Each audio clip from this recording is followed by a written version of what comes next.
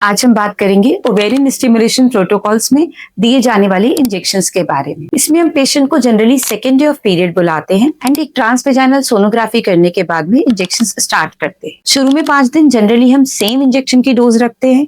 Injection या तो recombinant FSH या फिर HMG इंजेक्शन यूज करते हैं। 5 दिन इंजेक्शन देने के बाद में छठे दिन हम पेशेंट को बुलाते हैं एंड फिर से उसका एक ट्रांसवेजाइनल अल्ट्रासाउंड किया जाता है, ये देखने के लिए कि हमारे इंजेक्शन को क्या रेस्पॉन्स आया पेशेंट के ओवरीज पे। डिपेंडिंग ऑन द रेस्पॉन्स कई बार डोज बढ़ाने की भी जरूरत पड़ती है और साथ में एक और इंजेक्शन ऐड किया जाता है जिसे हम एंटागोनिस्ट कहते हैं। जनरली ये इंजेक्शन सेट्रोरेलिक्स या गेनीरेलिक्स होता है। फिर अगेन हम 3 दिन के बाद में पेशेंट को ट्रांसवेजाइनल सोनोग्राफी के लिए बुलाते हैं और उसके ओवरीज के अंदर फॉलिकल के साइज को देख के या तो 1 या 2 दिन इंजेक्शन को और रिपीट करते हैं या फिर हम ट्रिगर प्लान करते हैं। यहाँ पर ध्यान देने की बात यह है कि ट्रिगर का इंजेक्शन की टाइमिंग इज वेरी इंपॉर्टेंट, क्योंकि ट्रिगर के इंजेक्शन की टाइमिंग से ही पेशेंट के एग रिट्रीवल का टाइम डिसाइड होता है। जनरली ये टाइम ट्रिगर के बाद 35 से 36 घंटे पर होता है, तो पेशेंट को ये बहुत ध्यान रखना है कि वो टाइमली हॉस्पिटल पहुंचे और उसका एग पिकअप टाइम से हो पाए, क्योंकि अगर किसी वजह से एग पिकअप डिलेड होता है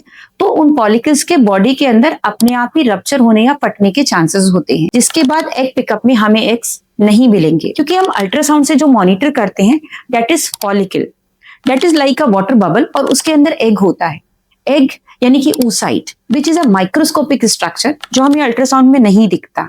हम फॉलिकल के साइज से फॉलिकल फ्लूइड के आधार पे ये डिसाइड करते हैं कि अब हमारी oocyte मैच्योर हो गई होगी।